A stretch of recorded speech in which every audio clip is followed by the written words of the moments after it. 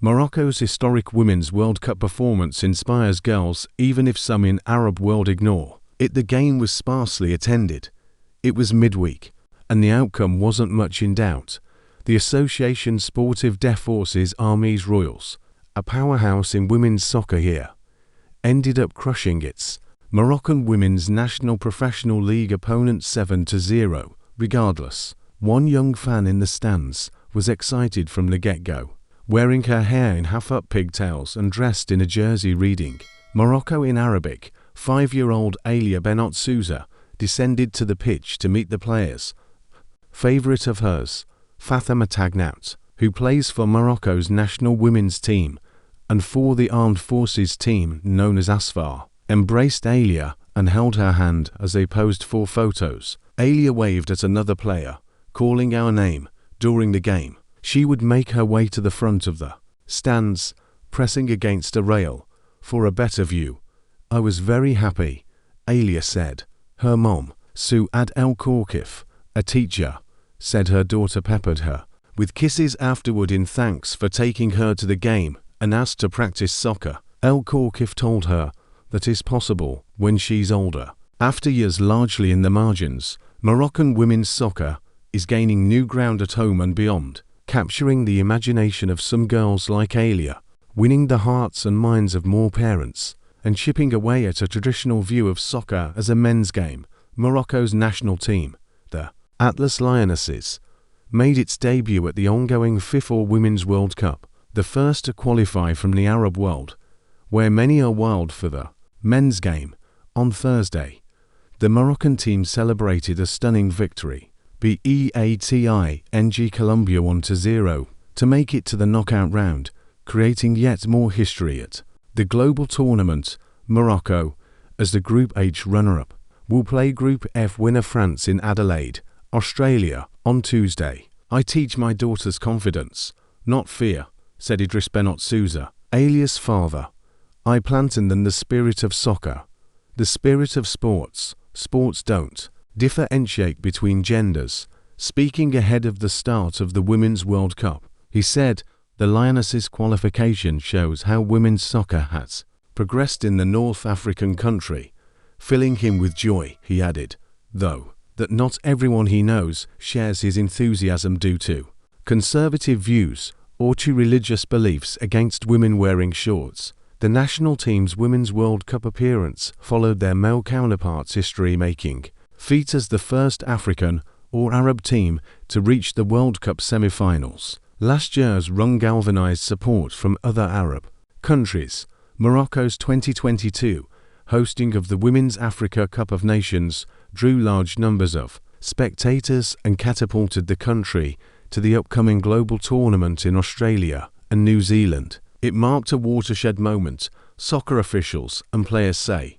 The qualification of the women's team for the finals at the Africa Cup of Nations, the media momentum, and the wide audience that followed breathed new life into women's soccer in Morocco. Khadija Illa, president of the National Women's Soccer League, told the Associated Press, "We now see families bring their children, their daughters, to play soccer. The on-the-pitch victories leading to the Women's World Cup," she said, were the culmination of efforts by the Royal Moroccan Football Federation to develop soccer, including for women, female players and teams traditionally suffered from neglect here and in the Arab world. It wasn't an easy path, Illa said. Everything related to women required struggling for, she said. We're not 100% where we want to be, but we have put sound structures in place. Those include hiring Atlas Lionesses coach Reynald Pedros and moves in recent years by the Moroccan Federation to support women's clubs with such things as salaries and buses. Financial assistance was part of an agreement announced in 2020 for the growth and professionalisation of female soccer. Goals included establishing a national under-17 championship and increasing the number of female players. There's no success without financial support, Illa said. Everyone played before, but they played without enthusiasm. When they realized that soccer can also become a career, the appetite has increased. Still, she said, large salary gaps exist between male and female players at Moroccan clubs, adding, We're still at the beginning of the road. She cited a sports study program that searches for youthful talent, houses girls who qualify and provides them with schooling and soccer practice. It's funded by the Royal Moroccan Football Federation and has produced such players as Tagnout, Illa said. Baya El Yamidi, who oversees women's soccer at ASFAR, said with more victories, attitudes have been evolving.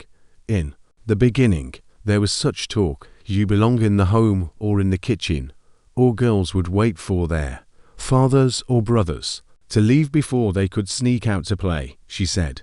But later, a brother would come with his sister, a father with his daughter. In developing women's soccer at ASFAR, the club provided players with financial and moral stability, which has encouraged more to join, she said. Atlas Lionesses and ASFAR player Ghislaine Chebok, named player of the tournament in the 2022 Women's Africa Cup of Nations, is increasingly seeing the star power she and some of her peers are enjoying in the eyes of young fans. She recalled a girl sobbing uncontrollably, emotional that she encountered.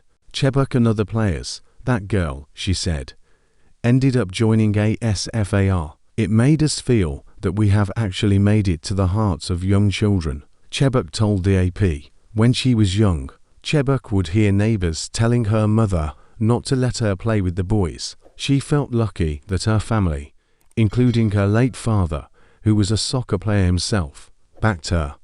Our efforts and perseverance in the field of soccer haven't gone in vain. People have understood that we have the right to play this sport, the 32-year-old said. She hopes the national team can make Moroccan women's soccer proud at the World Cup. We're highly focused, she said. Ahead of the tournament, Nouhaila Benzina, who also plays for the national team and ASFAR, said her soccer career has opened up new worlds, helping her meet people from different countries and religions. The 25-year-old never saw her passion for soccer at odds with her modest attire and the Islamic headscarf that she wears on and off the pitch. Many, she said, depict her as a role model. This fills me up with joy and makes me want to work harder to show girls they can achieve great things. The Lionesses' ascent fuels the resolve of players like Hiba Karami, who plays for another local team, Fath Union Sports. This has made me work harder, aspire for more, dream, said the 18-year-old, who hopes one day to play with the senior national team. The advancement in women's soccer has made a dream a reality for Karami. Last year, she was one of the players representing Morocco in the FIFA U17 Women's World Cup in India. Karami loved soccer from a young age because her older sister played. They practiced together at home and on the beach. At the time, not much attention was paid to women's soccer, she said. Her parents supported her, and Karami paid little heed to naysayers. Some kids or men would say women belonged in the kitchen and weren't made for soccer, she said. I knew that I loved the game and that I will play, her sister encouraged her. So did her extended family, though an aunt cautioned her not to dress like men now, that she was playing soccer. Boys in the neighborhood accepted her because I played better than they did, she said. In recent years, women's soccer has received more attention, Karami said. She was overjoyed to see many people supporting the national team in last year's Women's Africa Cup of Nations, where it lost a 2-1 to South Africa in the final. She only wishes that success happened sooner for her. It's personal. Her sister died. I wish she were here to witness my achievements, Karami said, breaking into tears. Coach Pedros told reporters ahead of the tournament of the Moroccan team's Women's World Cup ambitions. We go in there to try and cause an upset, to get into the second round, he said. We know we're the underdog in this group with Germany, Colombia and South Korea. But that doesn't stop us making things difficult for the other teams, he said.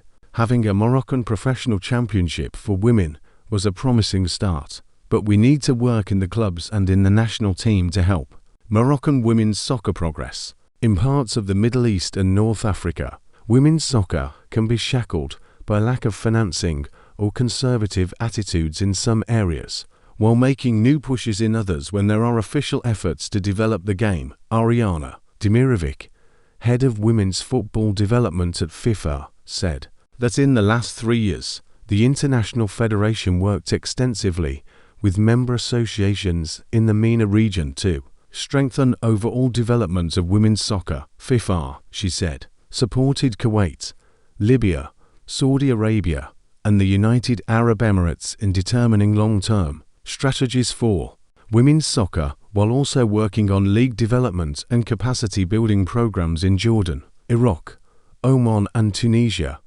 Despite cultural challenges, member associations have been very committed in creating and maintaining access and opportunities for the girls to join the game in the right environment and conditions, she said. She expects these regional efforts to be bolstered by Morocco's participation in the Women's World Cup. Illa shares that optimism. Nothing is impossible, she said. If they work and plan, other teams can make it too. Why not have 4 or 5 Arab teams competing in the World Cup in Arab cities, where months ago many took pride in the Moroccan men's team World Cup performance? Attitudes vary. In Gaza, ruled by the militant Hamas group, shopkeeper Ahmed Koffa said he rooted for Morocco's men's team that takes issue with female players wearing shorts. Culture and religion do not prohibit sports, he said. If it is within the legal, cultural and societal limits, then there is no problem. Elsewhere in the region, many, including some serious soccer fans, were unaware shortly before the start of the Women's World Cup of the Atlas Lionesses' breakthrough. They always give attention to men's sports more than women's, especially in our countries, said Hadil Slimani. She's a fan from Lebanon. In Egypt, 61-year-old Hassan Youssef argued that soccer is a rough game that is not at all fit for women, adding he wouldn't enjoy watching women play. Dr. Hussam Mokhtar, a Libyan in Egypt, said he doubts women's soccer can become as popular as men's. We support any Arab country making it to the World Cup, he said, but added that soccer is a men's game. His 13-year-old daughter, Myral, disagreed. Everyone should do what they want to do, she said. Every sport should be played by everyone. Back in Morocco, Fath Union sport players practiced vigorously on a recent day. Among them was 11-year-old Inas Bellatar, who once thought only boys could play soccer because she had never seen girls playing on the street. That changed as she watched a women's team compete at a stadium. She was hooked. She dreams of a career as a soccer player or a coach, but also an engineer. Girls can do anything, she said. I want to play abroad and be famous around the world.